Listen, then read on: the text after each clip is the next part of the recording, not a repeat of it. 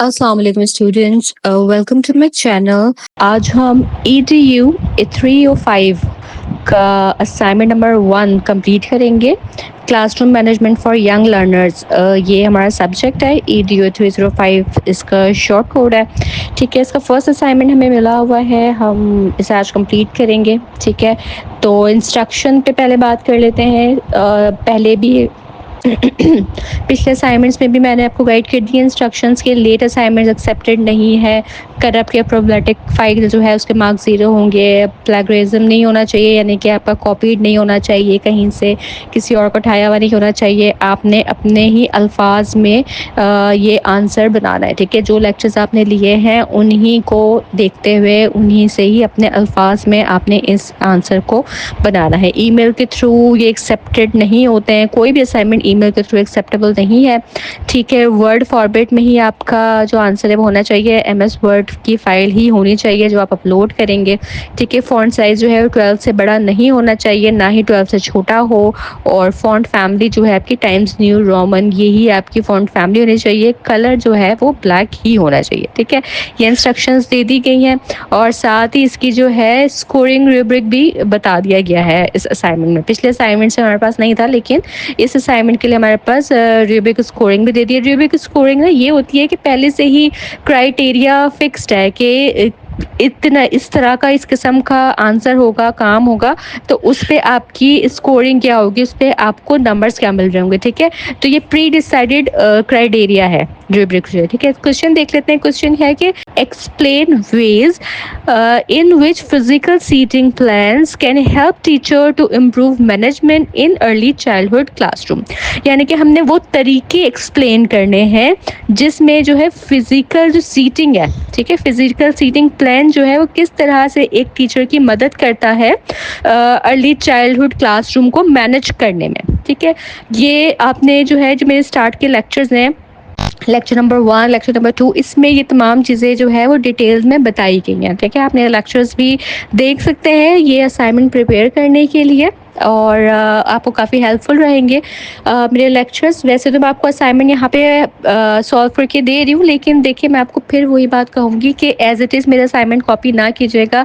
मेरे असाइनमेंट करके देने का मकसद सिर्फ ये है कि आपको एक आइडिया हो जाए और फिर आप उन्हें अपनी वर्डिंग्स में लिखें। ठीक है, कॉन्सेप्ट वही रहता है, बातें वही रहती हैं, हेडिंग्स वही रहेंगी, लेकिन आप कुछ अपनी तरफ से उसमें एडिशन करें। ठीक है, एज इट इज़ वही वर्ड्स ना यूज़ करें जो आपको मेरे पास से दिखे हुए मिल रहा है। ठीक हो गया, तो चलें आगे बढ़ते हैं। इसका क्राइटेरिया देख लेते हैं कि इस क्वेश्चन के लिए क्राइटेरिया ये है कि 15 से 20, टोटल ये 20 मार्क्स का क्वेश्चन है। ठीक है, लेकिन 15 से 20 मार्क्स आपको उस सूरत में मिलेंगे जब आपने इफेक्टिवली आंसर को एक्सप्लेन किया हो, उसकी अप्रोप्रिएट एग्जांपल्स बताई हों। ठीक है, कि वो मैनेजमेंट में किस तरह से वो इम्पोर्टेंट है, और ग्रामेटिकल एरर्स आपके ना हो, और आंसर जो है रिक्वायरमेंट जो क्वेश्चन है उससे मिल रहा हो। ठीक है, अपनी तरफ से कुछ भी, मतलब सवाल कुछ पूछा जा रहा है और जवाब कुछ और ही दिया जा रहा है, ऐसा वाला सीन नहीं हो। जो सवाल पूछा जा रहा है उसी के मुताबिक का आंसर हो। ठीक है, ये तमाम चीज़ें आपके जवाब में मौजूद है, आपके असाइनमेंट में मौजूद है, तो आपके 15 से 20 मार्क्स मिलने के चांसेस हैं। ठीक है, लेकिन आपने कुछ हल्का फुल्का कुछ हल्का फुल्का सा बस बताया है, डिटेल में नहीं बताया है, और एप्रोप्रिएट एग्जाम्पल्स नहीं दी हैं, या एप्रोप्रिएट एग्जाम्पल्स नहीं दी हैं, या ग्रामेटिकल एरर्स वगैरह कुछ है, तो इस सूरत में आपके मार्क्स जो है 10 to 14 की नंबरिंग के अंदर आ जाएंगे। और इनकम्प्लीट आंसर है, और प्रॉपर सेंटेंसेस नहीं है, ग्रामेटिकल काफ़ी ज़्यादा मिस्टेक्स हैं, तो उस सूरत में आपके जो है 0 to 9 मार्किंग आपकी हो सकती है। ठीक है, ये आपका क्राइटेरिया है। 0 to 9 आपका इनकम्प्लीट हो जाएगा बिल्कुल। 10 to 14 चले एक्सेप्टेबल है, लेकिन 15 to 20 जो है वो बेस्ट मार्किंग होगी आपके लिए। ठीक हो गया, ये क्वेश्चन की डिटेल्स मैंने आपको समझा दी। चलें अब इसकी सॉल्यूशन की तरफ बैठने। सॉल्यूशन में आपने असाइनमेंट की डिटेल्स बता दी, अपना ID बताया, अपना नाम बताया, क्वेश्चन दोबारा से मेंशन किया, और फिर हम इसके आंसर की तरफ बढ़ते हैं। ठीक है, इसमें है कि बताना है ना कि फिजिकल सीटिंग कैसे हेल्प करता है टीचर को मैनेजमेंट, क्लासरूम की जो मैनेजमेंट है उसको इम्प्रूव करने के लिए। तो देखिए, physical seating plans are practical and effective tool for classroom management in early childhood education. ठीक है।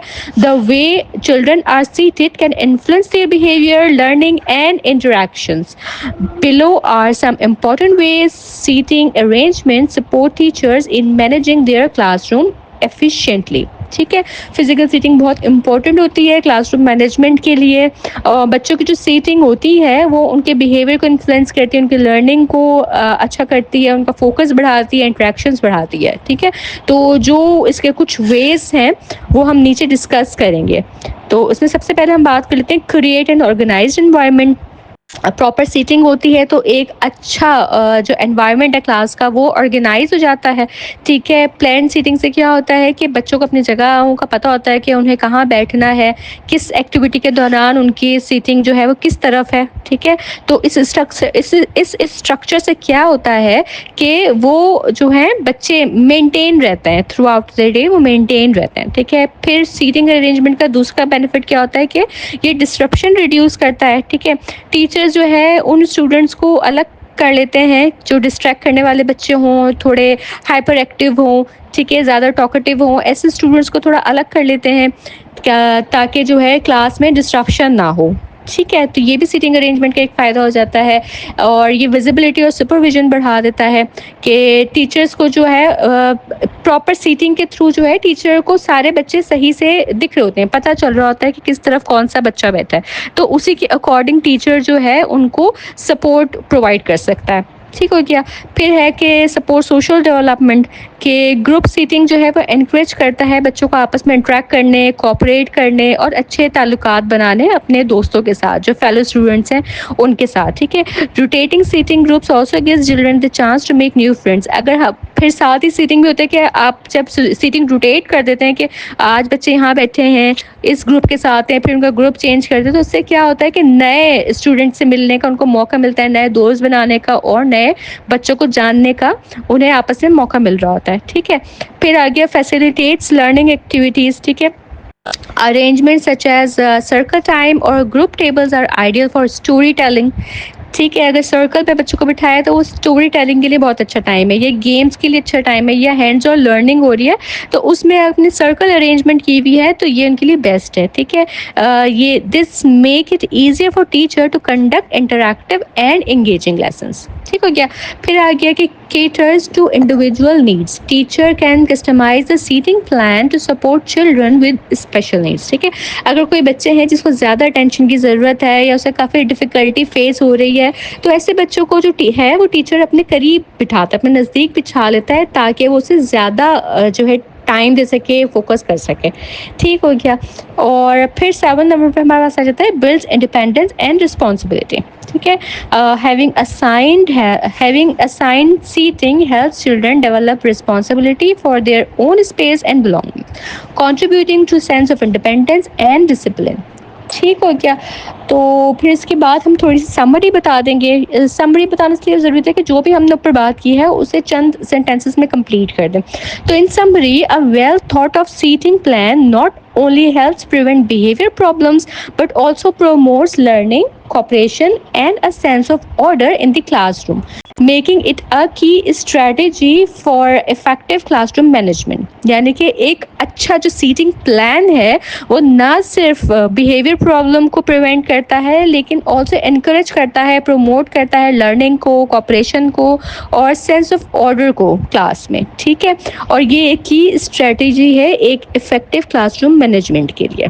ठीक है, ये डिटेल्ड आंसर हमने इस क्वेश्चन का दे दिया है। ये करने के बाद आप ये फाइल जो है अपनी डाउनलोड कर लें।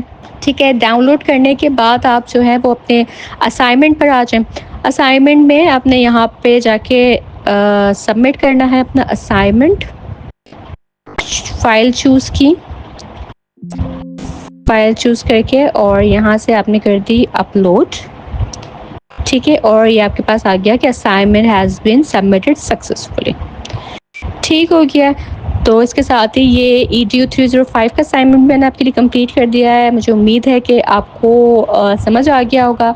कोई क्यूरीज़ हो आपकी तो आप मुझे फ़ीडबैक दे सकते हैं, अपने कमेंट सेक्शन में मुझे आप बता सकते हैं। चैनल मेरा अगर आपने अभी तक सब्सक्राइब नहीं किया तो चैनल मेरे प्लीज़ सब्सक्राइब कर लें लाज़मी, ताकि आपको तमाम मेरी वीडियोज़ जो हैं वो टाइमली मिल सकें। इसी तरह से मैं आपको असाइनमेंट्स प्रोवाइड करती रहूँगी, MCQs प्रोवाइड करती रहूँगी, और मिड टर्म के हवाले से जो मैक्सिमम चीज़ें मुझसे हो सकेंगी मैं अपने स्टूडेंट्स को लाज़मी वो प्रोवाइड करूँगी। ठीक है जी, मेरे लेक्चर्स को अपने फेलो स्टूडेंट के साथ ज़रूर शेयर किया कीजिए, ताकि ज़्यादा से ज़्यादा स्टूडेंट्स जो हैं मेरी वीडियो से फ़ायदा हासिल कर सकें। नेक्स्ट वीडियो में इंशाल्लाह ताला मैं फिर हाज़िर होंगी, तब तक आप सब अपना बहुत ख्याल रखिएगा। अल्लाह हाफ़िज़।